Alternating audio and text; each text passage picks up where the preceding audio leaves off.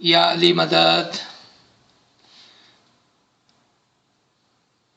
या अली मदद रशीदा साहिबा,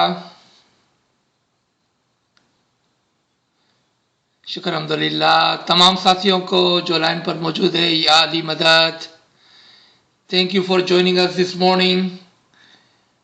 Today we have Rashida Sahaba back with us, and we do appreciate her time and effort for our ilmi journey. Today we will be covering pillars of Islam, Daimul Islam, in its form and essence. She does not need any introduction. We all know her from our previous sessions. So let's start with the name of Imam, Nur Maulana Shah Kareem Al-Hussaini Hazir Imam. Welcome back, Rashida Sahiba, Ya Ali Madad.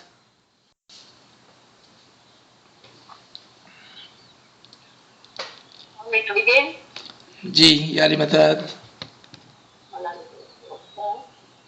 So, for all those seekers of knowledge who have taken the time and the effort to be present on this online session, I wish all of you, Ya Ali Madad, not only simply as a greeting, but as seeking help from the Ali of the time, Nur Maulana Shah Kareem Al-Hussaini Hazir Imam, because the sharing of knowledge is of the essence of our tariqah, but this sharing can only be done if Mawla helps the speaker to speak and Mawla helps the listeners to listen. And this is very, very important that this is a two-way thing, and both of us have a role to play. I have a role to play in explaining, and all of you have the role to play in trying to understand the messages that I'm trying to convey. And of course, we have lots of things to help us, such as a PowerPoint presentation, slides, but it is also very important to listen carefully to what is said and to try and understand, and if there are any problems in understanding, there is always the question time. So seeking the Nurani Ta'id, the luminous help of the Imam-e-Zaman, let us begin. So, very important subject, pillars of Islam, and in Arabic they are called Da'imul Islam. And I think many of you will recognize straight away that Da'imul Islam is the name of a famous work of Sayyidina Qazi Nauman, the great Fatimid Da'i and jurist, who served 4 Imams during the Fatimid time. So Da'imul Islam. And the good news is that 2 volumes, this is in 2 volumes, Da'imul Islam, is available. In fact, it's in English now, translation is in English. That was done by Faizi, and then it has been edited by Ismail Punawala, and of course Dr. Fakir Muhammad Khunzai had a big role in it. So this pillars of Islam is something which we need to understand very thoroughly, because we are reminded by Imam-e-Zaman constantly that we now live in a very diverse society and that we all have to work for pluralism. And in pluralism, it is important to know what you are, what your identity is, what you have to express about yourself, and to listen to others from other interpretations and approaches. So, pillars of Islam. And I want to add that I hope you all made a note of the words form and essence. Form and essence, because these are special words for us. They are words which I have taken from Maulana Hazar Imam's Farman, and there is a slide which is coming up later that you will see.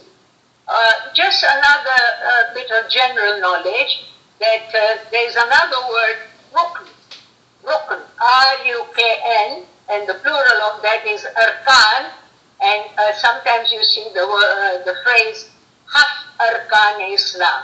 It means exactly the 7 pillars of Islam. So these are all similes, they are synonyms, and you have to be aware of that. We can go to the next slide now. So first and foremost, we have to understand that there are 2 major interpretations in the Ummah, in the Muslim Ummah. We have the majority, vast majority, which is known as Sunni Islam with all its diversities, and we also have Shia Islam, and that also has its diversities. But here we are talking about now some of their beliefs, and you will find that amongst Sunni Islam, they have 5 pillars. In Shia Islam, we have 7 pillars. And of course there are some common ones, but then of course in the common ones also the interpretation is different. So be aware of this. Now why do I bring this in? Because you know, I hope you know at least, because the Sunnis have always been in the majority, number 1. Number 2, Turkey. Turkey, which is part of Europe and part of Asia, Turkey has always been of the Sunni interpretation, and Turkey was closest to the European scholars. Therefore, they have always looked to Sunni Islam to define Islam. And therefore you will find that in most books, Orientalist books, they will talk about the 5 pillars of Islam. And one of the spin-offs of this is that if you check the curriculum of multi-faith schooling in our Western context, you will find that they always talk about the 5 pillars of Islam. Even somebody as authoritative as the British Broadcasting Corporation, BBC, if you go to their website, they will talk about 5 pillars of Islam, because this is too well known, and which makes it very important for us to now be able to tell people that yes, there are 5 pillars of Islam according to one interpretation, but there are also 7 pillars of Islam according to the Shia interpretation. So let's just go through these quickly. In the Sunni Islam, Shahada is their first pillar. That is the belief in the oneness of God and the Risalat or the prophethood of the Prophet Muhammad. For us Shias, those are the foundational beliefs. So we wouldn't regard that as a pillar. For us, that is the foundation. And then the pillars are on top of the foundation. And then Salah, Zakah, Som, and Hajj. You will see that they are also under the Shia Islam, Salah, Zakah, Som, and Hajj. So what are the 3 additional pillars in Shia Islam? First and foremost is Walaya. Second, Tahara. Then these 4, which are common, but the interpretation will be different. And then we have an additional pillar, Jihad. In Shia Islam, we have Jihad. So this, I think, is a very important slide to make the differences prominent, to focus on them, to know that there is a diversity of interpretation. And we live in a very, very diverse world. So be aware of this. Let's go to the second slide.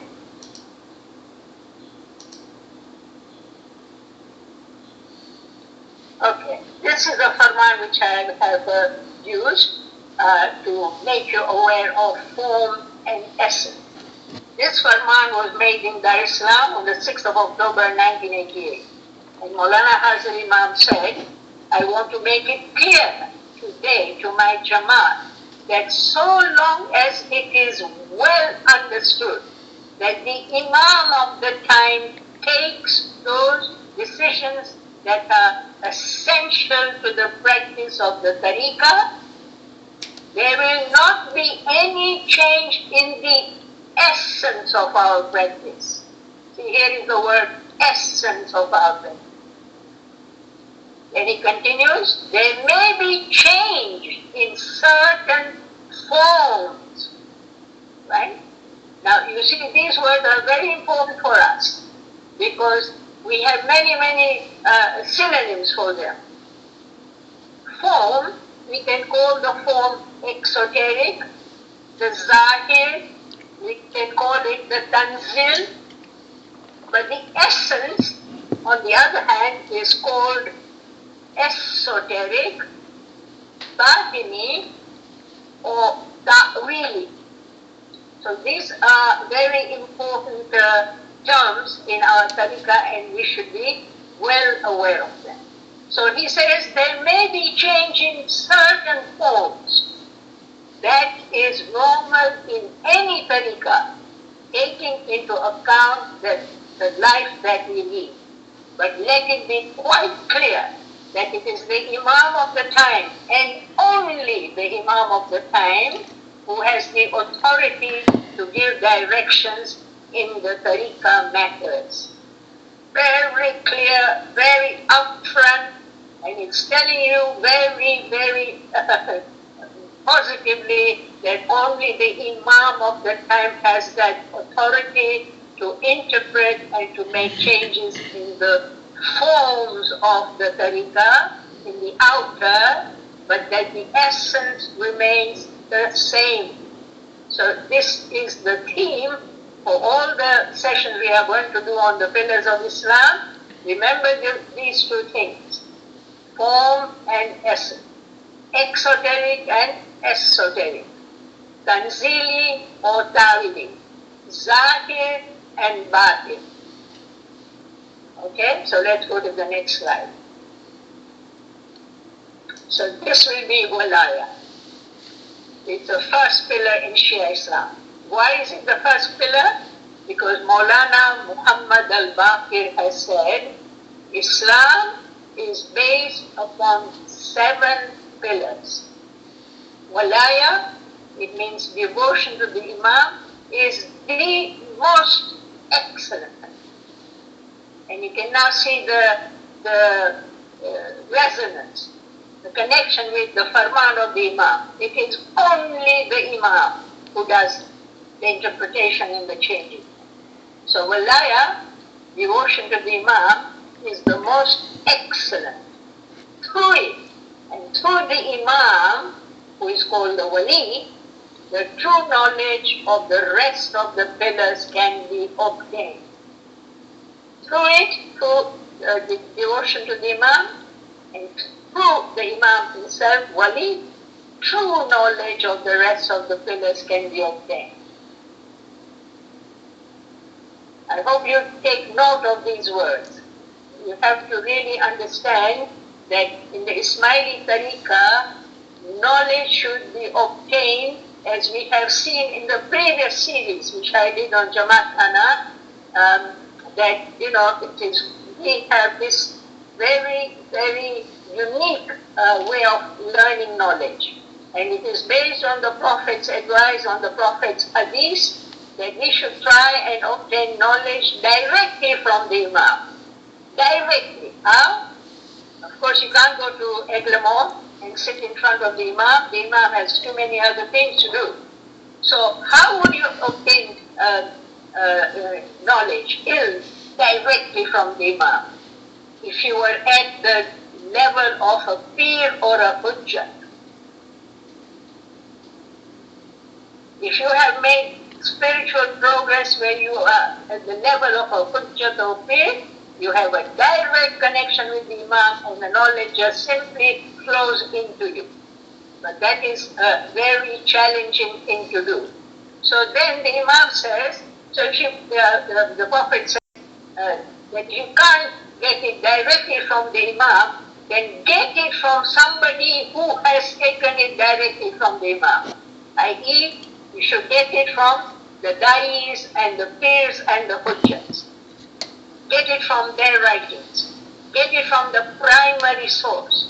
Get it from straight from the source, because knowledge is like clear water.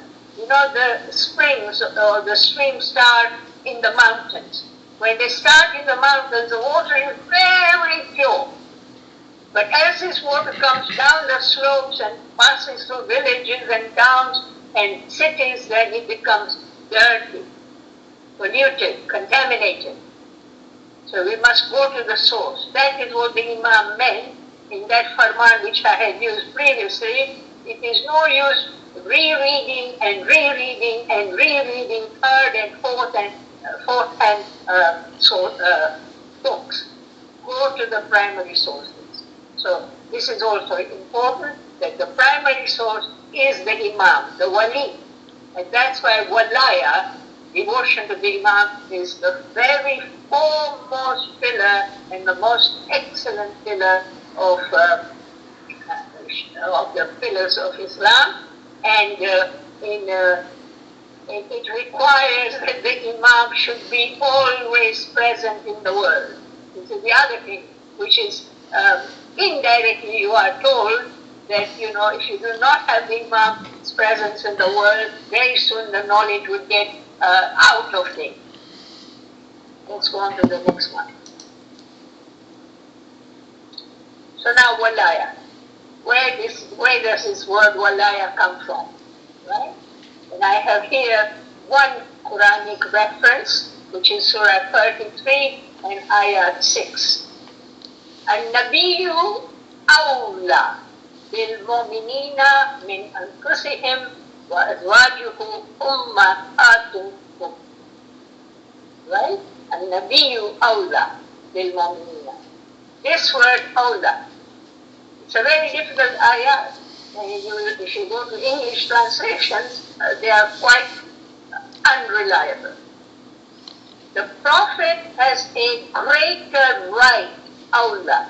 The word awla means the Prophet has a greater right over the souls, anfus is the plural of nafs, over the souls of the believers than they themselves. And his wives are as their mothers. That is secondary. The more important bit is the first part. Why? Because awla is also the word on which the word mawla is based. I have highlighted those words, right? Awla, mawla, wali, walaya, they have the same radical consonants in the Arabic language. Same. So these words are all linked. And for us, awla is extremely important because the word mawla and awla were used by the Holy Prophet Muhammad sallallahu alayhi wa alihi wa sallam when he made the declaration at Ghadir Qum. You know what we never hear from our studies and listening to things is, what did the Prophet actually say when he addressed that gathering, returning from his final pilgrimage? Thousands of people, he stopped at Ghadir Qum, they made a stage of camel saddles and the Prophet climbed on it so that people at the back could also see and hear him. And what did he start? How did he start? He first asked a question, 3 times. 3 times he asked the gathering, do I not have a greater right over your souls than you yourselves? And they replied, yes. Once, yes. Twice, yes. 3 times. And then the Prophet then said, he whose Mawla I am, Ali is his Mawla. And he had Maulana Ali on his side, by his side, and he raised his hand, Maulana Ali's hand, and the descriptions actually say that people could see the armpit of Maulana Ali. And he said, he whose master I am, man kuntu mawlahu, wa haza aliyun mawla. And today I'm going to tell you something else about this. That this word, this phrase, man kuntu, he whose mawla I am, this is referred to in the Quran, not only in this ayah, because in this ayah it is safe and sound, it is there in the Quran. But in the ayat which we recite in the third part of our dua, Ya ayyuhal rasulu balligh ma unzila ilayka min rabbik, anna aliyun mawla al-mu'minin wa illam tafad. This is what is missing, a whole phrase. O Prophet, deliver to the people what has been revealed to you, that Maulana Ali is your Mawla after you. And if you do not do so, then you have not delivered his message, and Allah will protect you from the people. Because this was towards the end of the Prophet's life. Very soon he was going to leave the world. So he had delivered Allah's message for 22 years and some months. Why did Allah say that if you don't deliver this message, it's a very strict commandment, it is as though you have not delivered my message. Because without walaya, without the mawla, without the wali, the Quran would not be interpreted in a tawili sense. It would only remain in a tanzili, exoteric sense. And that would make Islam outdated. It would no longer be a dynamic faith. So this ayah, 33:6, the word awla, this is the same root as the word mawla, it is the same root as the word wali, and it is the same root as walaya. So, there is a lot of argument in the history books. There is, some people accept that yes, there was the miracle, but they say, oh, it was just to make, to praise Maulana Ali and to say good things about him, because there are some people who are very upset with Maulana Ali, vigara, yeah, etc., etc. But you know that this is all empty rhetoric.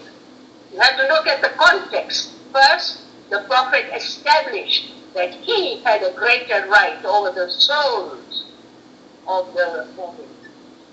Then, whatever he was, he assigned that same status to Maulana Ali. No argument. We need to know this type of background. And we look at the link with the Quran. Look at the link with all these technical words like awla, mawla, wali, walaya. So please keep that in your mind. It's a very important point which I have made today. If you want a reference of the missing phrase, then you have to refer to a Sunni scholar called Jalaluddin Suyuti. He was an Egyptian, you can tell from the name Suyuti. And it is in his book, which has also been translated into Urdu now. So here we are. This is a very important point to refer to. And we'll go on to the next slide now. So, this particular, next one please. This one, yes, this one now. Quranic references, right? About walaya. Verily, your friend, wali, is Allah and his messenger, and those who believe and establish prayer, salah, and give the religious due, zakah, while they are in the state of ruku. This is Surah 555, and I have used Mir Ahmad Ali, who is a Shia Muslim, his translation. Why? Because in many of the translations, I'm afraid, you will find that instead of the word while in the third line, they have used the word and. Because in Arabic it is wa, W-A. But that is a very silly thing to do, because the first thing is establish prayer. When you establish prayer, salat or salah, then during the salah, one of the things you have to do is to go into ruku. And one of the things you have to do is to go into sajda. So you can't say and they are in the state of ruku, while they are in the state of ruku. Why is this important? Because if you read the correct history, it will tell you that this ayat is about Maulana Ali. Because it was Maulana Ali who gave this zakah, religious view, and I hope you also note that I have translated zakah as a religious view. In every translation, you will find a wrong translation of that word zakah. It always comes out as poor view, charity, alms. No, in Islam there is no such thing as poor view and charity. So be aware of that as well. So let's read this again, because I have interrupted my reading with all these explanations. That here in 555, which is known as the ayah of Walaya, first Allah is your wali, and then His messenger, and then those who believe and establish salah and give the religious view zakah while they are in the state of ruku. That is a reference to Maulana Ali. And these are the three ranks of walaya. Allah is also a wali, the Prophet is also a wali, and the Imam, starting from Maulana Ali in the cycle of Nabi Muhammad Mustafa, is also the wali. And look how that resonates with this ayah, Surah 459, which we recite in the second part of our dua. Obey Allah, obey the Prophet, and the Ulil Amri Minkum. And the Ulil Amri Minkum, bearers of the command. Yes, exactly the same resonance. One ayat echoes the other. Somebody has just asked the question, what is ruku? Ruku means to stand with your two hands on your two knees and to bend your body from the waist upwards. So you are looking down, but if a beggar comes and he pushes his hand in front of you, you can see him. And that's what happened, that Maulana Ali was praying. He was in the state of ruku, and this beggar, he put his hand in front of Maulana Ali, and Maulana Ali did not interrupt his namaz, his salah. He simply extended his hand, which had a ring on one of the fingers.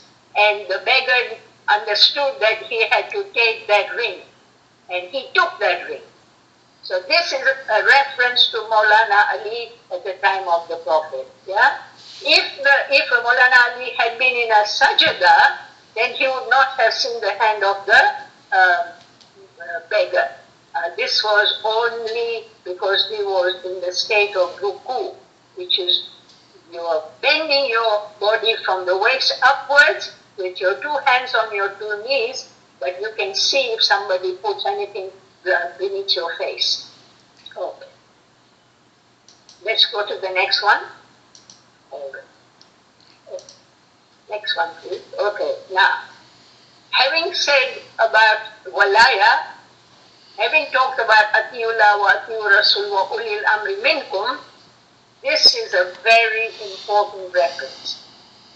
This is by the Institute Maulana Sultan Ahmad Shah, Salawatullahi alayhi, by the institution of Ulul Amr, who can be interpreted as Imam and Khalif, and by placing obedience to Ulul Amr immediately after that to God and Prophet, he ensured that the faith would ever remain living, extending, developing with science, knowledge, art, and industry. It is an amazing quotation. And it is in a preface which Maulana Sultan Shah Salawatullahi alayhi wrote for a book named Muhammad to All Nations by Qasim Jerasboy, and it was published in London in 1937. And it's on page 14. If you want a very quick place to find it, it is on our website www.monoreality.org in the Maulana Sultan Muhammad Shah folder. This whole preface is there. You have access to it. But to understand this, that Allah is your wali, the Prophet is your wali, Maulana Ali and the Imams from his wali are also wali. We have to obey Allah through the Prophet, through the Ulil Amr. Why? Because that Maulana Sultan Shah points out that by putting obedience to the Ulul Amr immediately after that to God and Prophet, what did the Prophet do? What did God do? They ensured that the faith would ever remain living, extended, dynamic. It would not be an outdated version. It would have life throughout. And that is the beauty of the esoteric interpretation, that everything in Batin is living. The book is living, the house of Allah is living, Nur is living, everything has life. Because life is a sign of dynamism, of movement, of extension, of developing. Okay, please bear that in mind. Yes, let's go on to the next. Now, see, I hope you all know that I always go to the primary sources, the Quran, the Imams.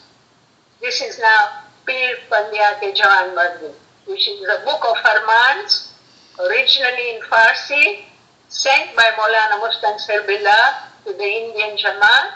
It's called Pir Pandiyat Jawan Mardi, and it was translated by Professor Ivanov, and it was published under the Ismaili Society series A number 6. And this quotation is from there. And what does Maulana Mustansir Billah tell us?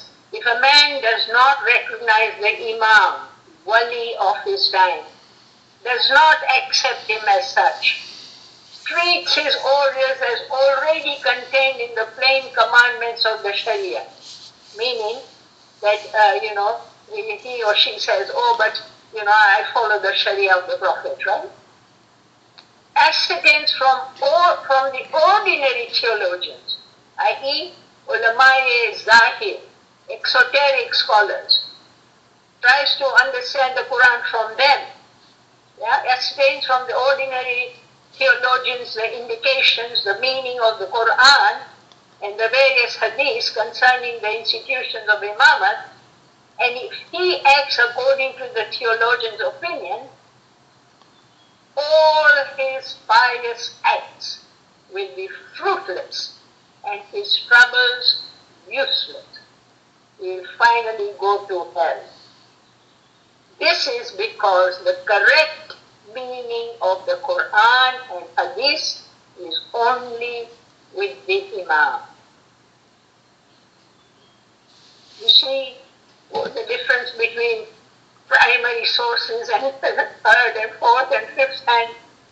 The Imam tells you quite clearly that the meaning of the Quran is known only to him. The batin, the ta'wil, the esoteric is only known to the Imam. And then only he shares that, he gives that, he grants that, he blesses those murids who are capable of it through his hujjats and peers, or moments who have reached that status. And you know that this is also, you can always quote many firmans. Maulana Hazar Imam, Shah Karim al-Hussaini Hazar Imam in 1967 in a Bombay mulaqat with the teachers and students of the association there, he said that the Quran is there for everybody. but its meaning is only there to those who are part of this Jamaat. What was he saying? If you want the true meanings of the Quran, you have to come to the Imam. And that is exactly what the Prophet said when he said, Ana Madinatul Ilm wa Aliyun Babuha, Ana Darul Hikmah wa Aliyun Babuha. I am the city of knowledge, and Ali is the gate. Whoever wishes to acquire knowledge should come through Ali, through the gate. And the same with the other hadith, I am the house of knowledge, and Ali is the gate of the door. Okay, let's carry on.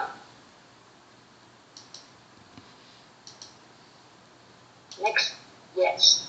So I have now talked about walaya. I hope that you have all understood the critical, the pivotal position of the Imam of the time as the wali, appointed throughout the chain, the unbroken chain of Imams, from Maulana Ali, appointed by the Prophet on the command of Allah.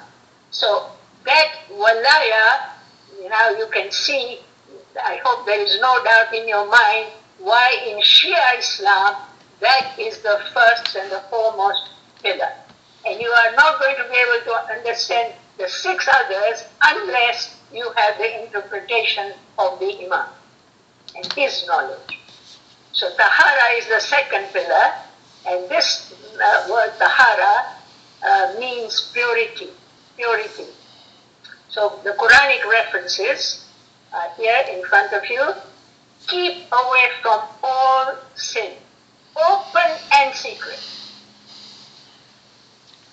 We need to understand that, because people may have this impression that sins are what you do openly. But you know, that's not the case. We can be very sinful in our thoughts and our feelings. Very sinful. And nobody will know about it. Yeah?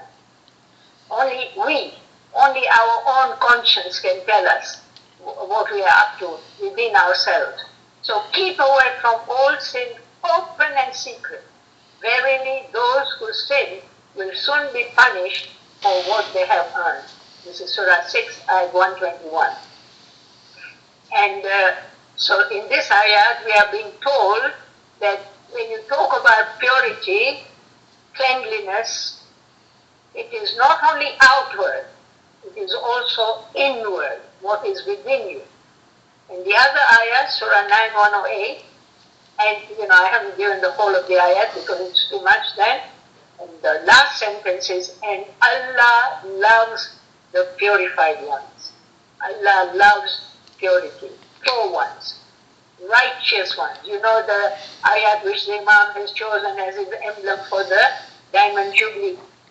In it also, there is the word atkakum, that in the eyes of Allah, the noblest ones are the righteous ones. Right? Okay.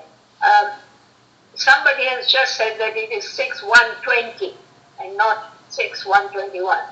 There is a slight difference of numbering in different translations.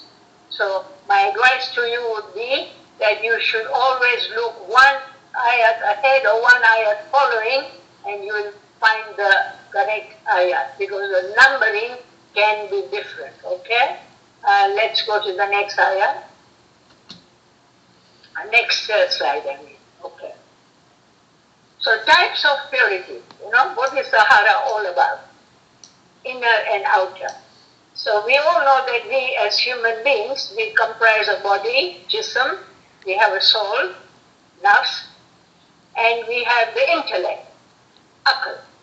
So that means that we have to have 3 types of purity. Of course, physical purity is very important. And I quoted from the memoirs of Maulana Sultan Muhammad Shah, page 176. This is his amazing quotation. The healthy human body is the temple in which the flame of the Holy Spirit burns, and thus it deserves the respect of scrupulous cleanliness and personal hygiene. I think we don't have to dwell too much on this one because, with the pandemic, we are all been told in our various countries how important it is to wash our hands again and again, etc. So physical hygiene, personal hygiene is very important for all human beings. But Maulana Sultan Shah here gives you a reason. He says that this is very important for us because we should be aware that in this body is the flame of the Holy Spirit, i.e., he also uses the word divine spark. Our soul is a divine spark and it's in our body. So we have to look after the hygiene and the cleanliness of our body. So physical purity is through hygiene, cleanliness, by washing with soap, water, etc., regular showers, baths, whatever, yes? This is physical purity, and I don't think too many people need to have an explanation about that. Let's go to the next slide. Spiritual purity. So now our nafs, our soul, requires spiritual purity. So what is the dirt? What is spiritual dirt? How do we know that there is spiritual dirt in us? You will find that there will be no peace. You will feel restless. You will be confused about beliefs, ideas. You will have disturbing thoughts all the time. Yeah, disturbing thoughts which are very destructive to yourself and to others around you. This is spiritual dirt. And spiritual dirt can only be removed, and spiritual purity can only be attained through zikr, ibadat, regularity of prayer, and practice of faith. That's the only way you can achieve spiritual purity. The first one is zikr, and the emphasis that the Imam of the time puts on zikr. And we will come to that when we do the presentation tomorrow about salah. That zikr, what does the Quran say about the zikr? There's one very interesting ayah, and I can give you that reference in a minute. It's just come to my mind that the Quran actually says that if somebody ignores the remembrance of God, then God Himself appoints for him a companion from amongst the shaitan. And this is ayat number 43, 36. Surah 43, ayat 36. God says that He will give a devil to be the friend of somebody who ignores the remembrance of God. Well, can we go back to the previous one? I haven't finished. I was just giving you about zikr, the Quranic reference where if you do not remember God, then you will have a shaitan as a companion and you will go further and further away from the straight path. So spiritual purity can be attained through zikr or ibadat as well, regularity of prayer and practice of faith. And there are two references I have given of dinars. The first one is very well known, Pir Sadadin, Ejisama ku avanta jo kahe. What does Pir Sadadin say in this dinar? Eji Pir Sadadin bolya, koi mana apanu samjhave, kapda dhove so kya hua? Dil dhove so paave.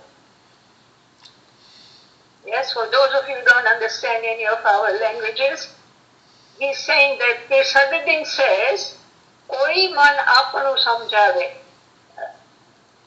Alas, if only there were souls who explain to themselves, samjhave, that it's okay to wash your clothes, but that is not going to achieve your purpose. If you want to achieve your purpose, you have to wash your dil, your heart, your inner aspect, your batin. So there should be no sin inside you, within or without. because the outward sin actually is also an expression of the inward sin, isn't it? And then Shams has this amazing dinar, and it's in Punjabi. Ek tirat vendana pesham shagazi sandana, नाते दोते से जिया जिने गुर्दा फरमाया किया और नहीं नावना और नहीं नावना. What does that mean?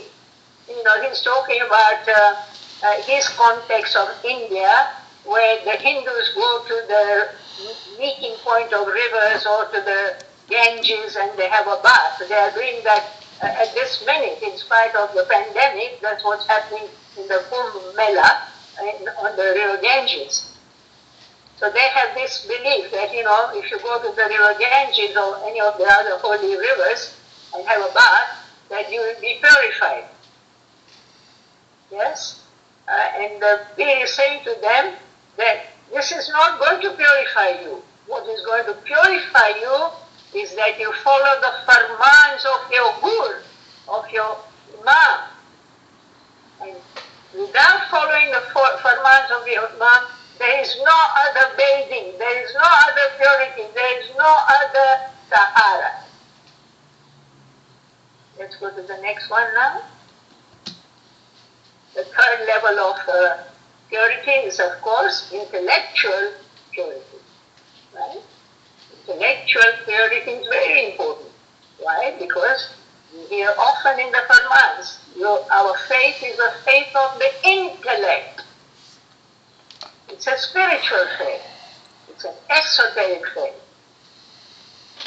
So intellectual purity, meaning, are your thoughts correct? Are your beliefs correct?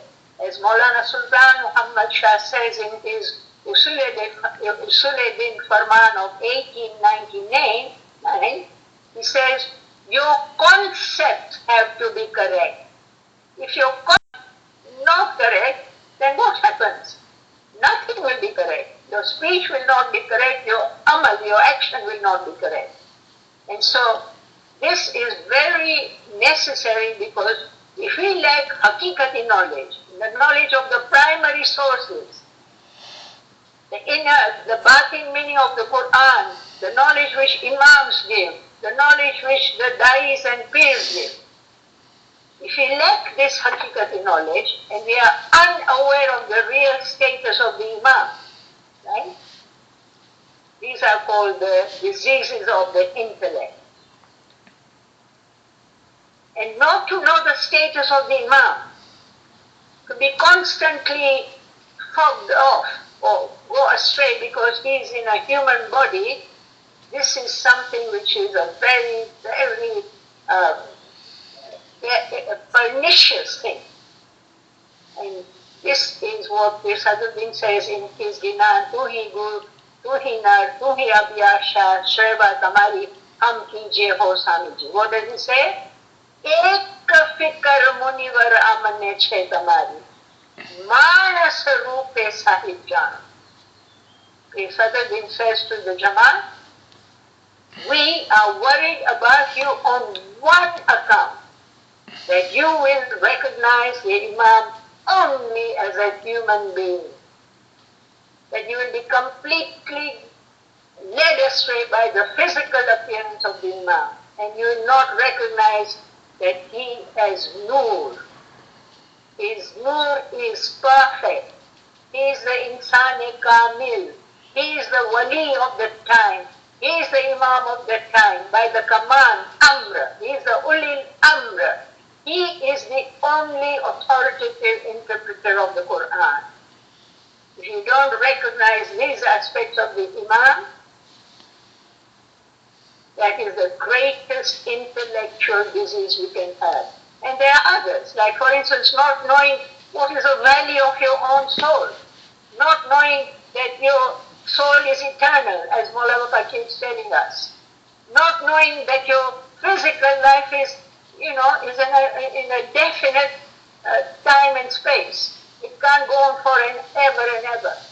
In one farman in Dar es Salaam, Maulana Hazrat Imam said, sometimes I see my murids in front of me, they seem to think that life is indefinite.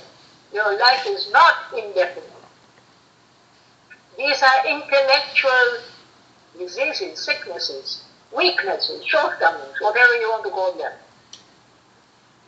So intellectual purity then can be attained through the knowledge, ilm, of certainty. Not third and fourth hand sources, but primary sources. Ilmul yaqeen. And ilmul yaqeen can only come from the Imam of the time through his peers and hujjats. And it is in the writings of the Imams, it is in the writings of the peers and hujjats and diaries of the Ismaili Tariqa. Okay, let's go on. I think that should be the final as well. No, one more. So, to conclude the section on Tahara, the moment should always be aware that their intention, their niyat, which none can see, only you know what your intention is. That should be pure. Your goal, your speech should be pure, and your amal, action should be pure. And this is a very difficult challenge to live up to. Very difficult. Remember this thing about Tahara, purity of intention, speech, action, because when we discuss song, fasting, rosa, we should, refer back to this. And this is what I want to urge you all, that please do understand that you have incremental knowledge. So today we've talked about we've had an introduction about the pillars, then we have talked about walaya and tahara, the two first pillars of Shia Islam. Tomorrow we will talk about the third and the fourth, salah and zakah, and next week we will talk about the rest. But this is incremental. They are all linked. It is the same framework. And therefore we should be very, very aware that we retain whatever we heard today to help us to understand what will come tomorrow and next weekend. So I'm going to stop there now and invite any questions pertaining to our topic today. Thank you. Unmuted. Subhanallah, Subhanallah. Shukranillah, Alhamdulillah.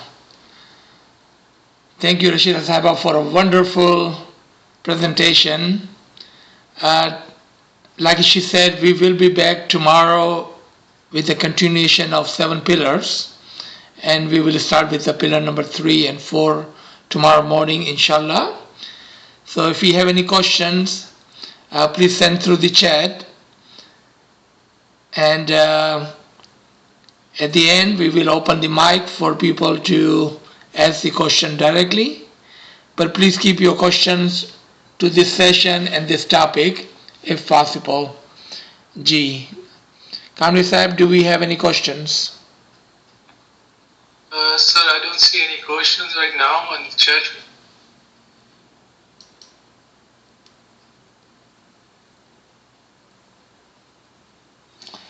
In the WhatsApp, there is a question, and she writes, I know you will be talking about the third pillar tomorrow, but in your slide, you have shown that on the Sunni side of the Islam, they have Shahada, but I did not see that on the Shia side of it.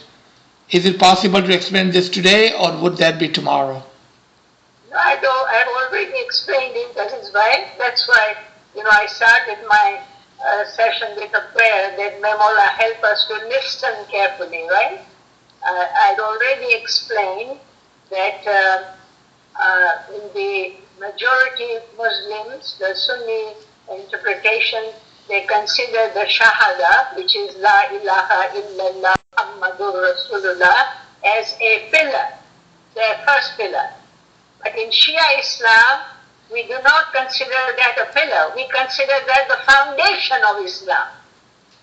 And then once you have the foundation like in a building, then you build the pillars on top of that.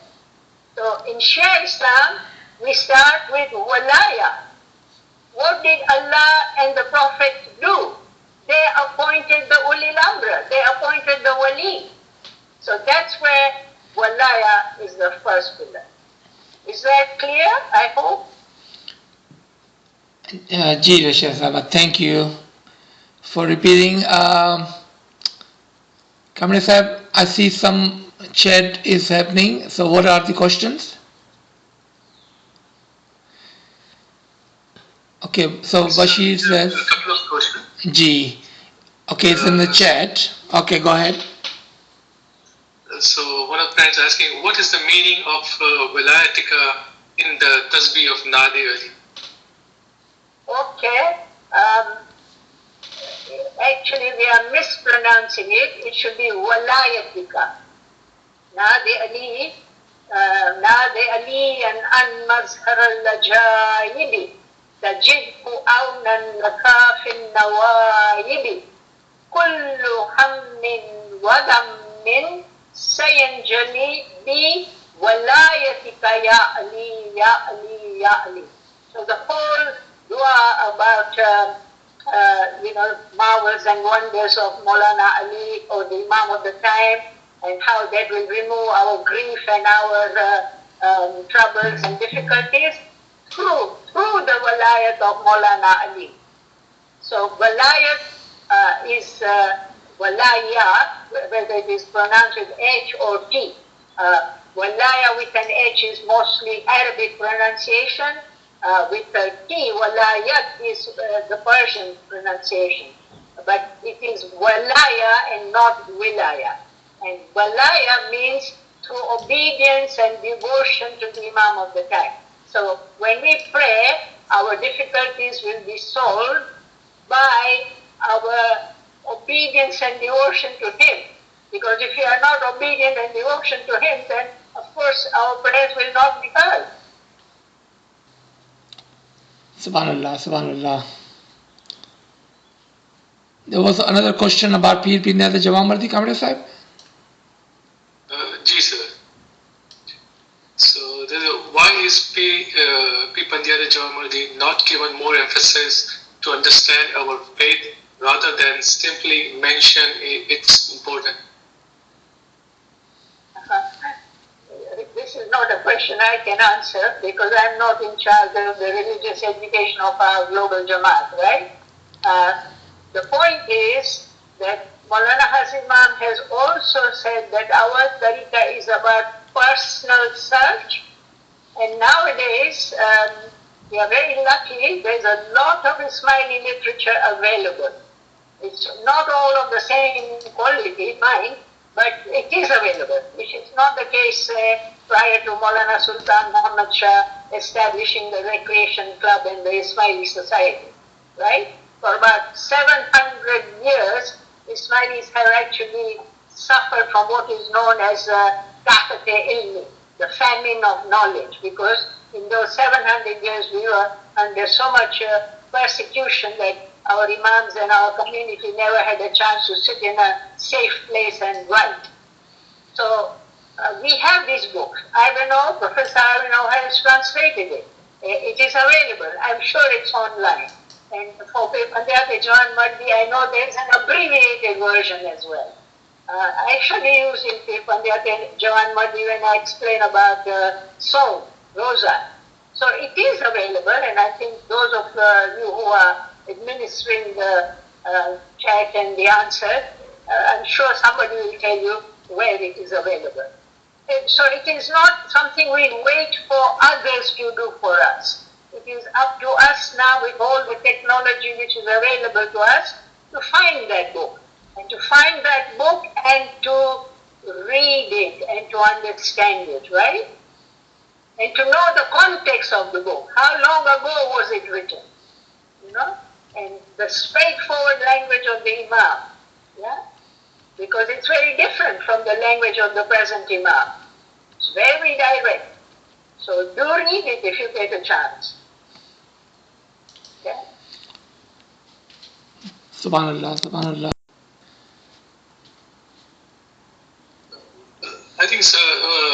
is asking if Rashia Sahaba could repeat that missing line in the third part of our dua.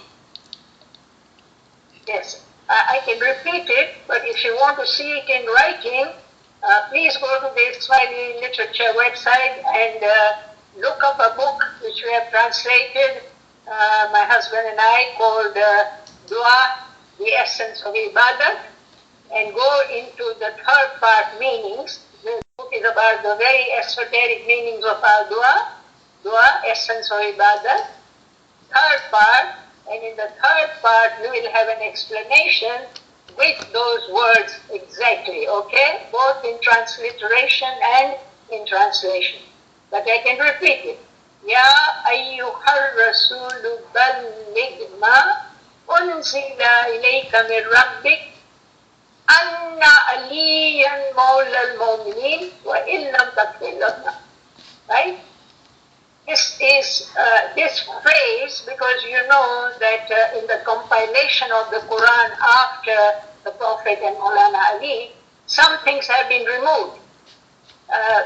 There are many scholars today. One of the most prominent is Professor Ali Moezi, who is a university professor in France.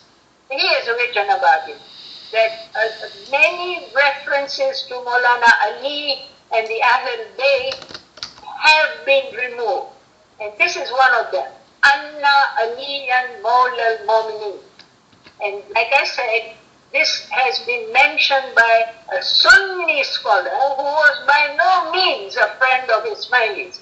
In fact, he has written another book about Khalifas of Islam, and he hasn't mentioned our Fatimid Imams at all. So he's not a friend of Ismailis. But from his scholarship and his research, he writes that in the time of the Prophet, this ayat was recited with this phrase, Anna Aliyan Mawla al-Mu'minin, because that was a final message that the Prophet had to convey to the Ummah, to the people, to Muslims, so that they would have both the book and the progeny or the itrat of Maulana Ali, of the Prophet, through Maulana Ali. And this is the consistency that the Quran talks about. Indeed, from Allah has come to you light and the book. قَدْ جَاءَكُم مِّنَ اللَّهِ نُورٌ وَكِتَابٌ مُبِينٌ. And then at Gadiyakum, the Prophet said exactly the same. I'm leaving two things behind: the book of God and my Qibla. And these will never separate until they come to me at the house in paradise. So it is really unique, isn't it? And this is something we should do many prostrations of gratitude, that the Ismaili Tariqa, minority though it may be, still believes that this is the consistent message of the Quran, that God sent first the Nur, Prophet Muhammad, and then the Quran was revealed on his heart. And when the Prophet went from this world, he also left two things: the light, his light in the form of Maulana Ali, and the book. And the book is in Tanzil, and the Imam gives the ta'wil. You know the famous hadith, I'm sure that somebody has used it, that the Prophet said, indeed among you there is somebody who will fight for the ta'wil of the Quran as I fought for its tanzil. So the comrades, the companions, the Sahaba, they asked him, who is he? And the Prophet pointed to Maulana Ali, who was repairing his sandals at that time. And he used this title. He said, Huwa Kasifun Na'al. He is the mender of the shoes, i.e. Maulana Ali. Now look how humble the title mender of the shoes is, but how noble the function. The function is to give the ta'wil, the esoteric or the batin interpretation of the Quran, so that Islam can remain a dynamic faith, extending and developing with science, knowledge, technology, art, etc. Subhanallah, Subhanallah, Subhanallah. I have sent the reference of that ayat, Ya Rasulu Baligma, with the Mola Ali name in it on both chats, this current chat and WhatsApp, for the person who was asking. Any other question, Kamli Sahib? So I don't see any questions. Do we want to unmute for a couple of minutes? Rashia Sahaba, do you have a couple more minutes? Yes, I do have. Okay. Kamla Sahib, let's unmute and see if anybody wanted to ask a direct question. Please keep in mind, try to keep the question on this topic, on current topic. G. Okay, if no one has question, we can stop here. And inshallah we will meet again tomorrow morning. There is another session later on today with Dr. Rubina Saiba, Yasmin Karim and Zahir Lalani at 4 o'clock Dallas time. And Rashid Saiba will be back tomorrow morning, Dallas time 9 o'clock and 3 o'clock London time. So inshallah we see all of you tomorrow and later on today. Thank you Rashida Sahaba again for your time and knowledge. May Mola be with you. Ya Ali Madad. Ameen, Ameen. Ya Ali Madad, thank you, and Ya Ali Madad. Ya Ali Madad. Can Zoom rather than on the thing? Can this session be on Zoom? I don't have Zoom, you see. I don't have Zoom.